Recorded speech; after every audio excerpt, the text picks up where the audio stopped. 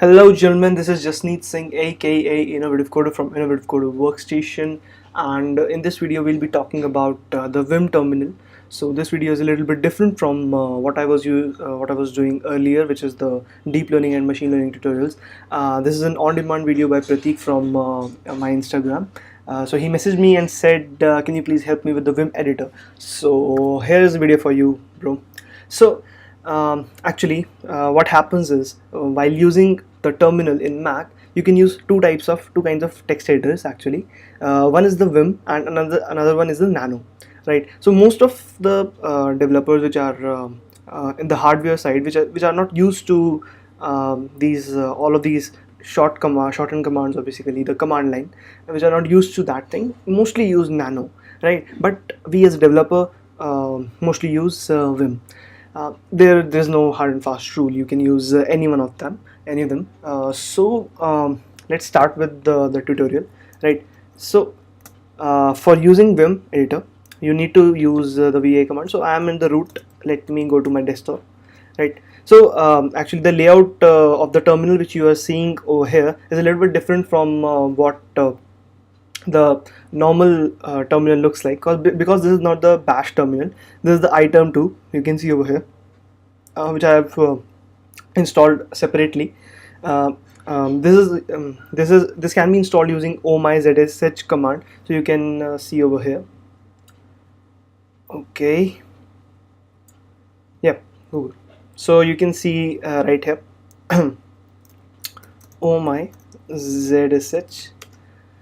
You can go to the direct installation page, omyzsh, and it is very easy to use and it is very easy to install.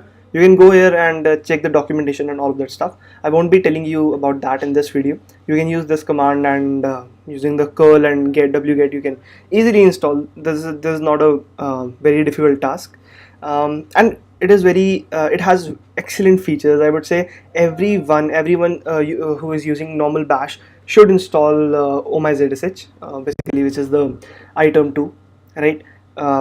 So first of all, the layout, it gives a very good layout.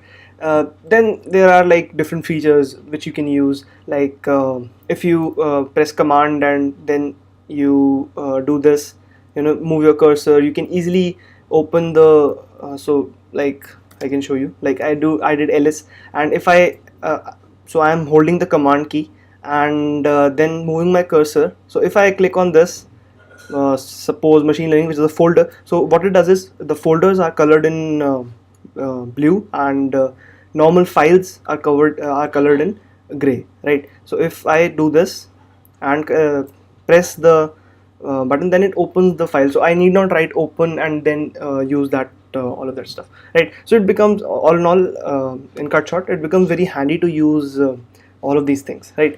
And the mirror view, also the transparency which you can see on the terminal on the screen, and also this black what do we call it, taskbar? No, the black navigation bar, right? So you can get all of these stuff, right? So let us start with customizing our terminal. So normally if you haven't customized the terminal, if you haven't customized your vimrc file, in short, so what you will be seeing is so I am desktop, right? Okay, clear. So what you can see is vi, suppose I make a hello .py file, right? So I'll say import, I'm just writing any arbitrary code. I'm not doing something over here. Import numpy as in p, and print, maybe print hello, right? So you can see the colors over here, right? So you can see all of these colors. By default you won't be seeing any of these colors, because to view all of these things, to view these numbers, which are the serial number of the line number, to view all of these colors, you need to customize your vimrc file. How we can do that?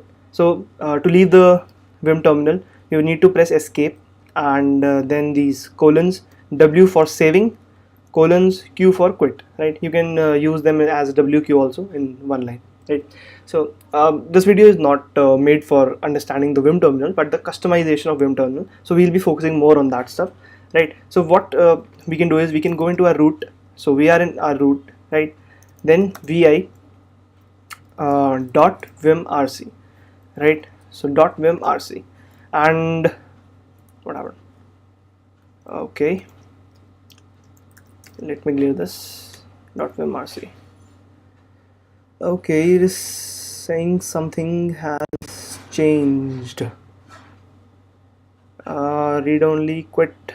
So I'll say open, right? Okay. The error doesn't show normally, but I don't know why was it showing over there, right? So these are the customizations. These are the things you need to add in your .vimrc file. If the .vimrc file is not present by default, then you can also make a .vimrc file by using vi space .vimrc, and then you can add all of these commands. So till 6th line I'll be putting that in the under this video, below this video, in the details section of the YouTube. And because in the details it is not allowed to use these angular brackets, so this thing you can copy it from here, or if it is not much visible, then you can see it here, right? So you can see it like this. So you need to add these nmap, three lines at the bottom of all those 6 lines, right? So okay, so what it does is basically syntax on, then we have the auto indent option, which indents automatically. So if I press the enter key, then it auto indents the code, which is very much important when you are using Python, especially not in C++, not in Java, but using Python. You need to have this auto indentation on, because even a slightest mistake in indentation can have a very hard time for you to debug the code.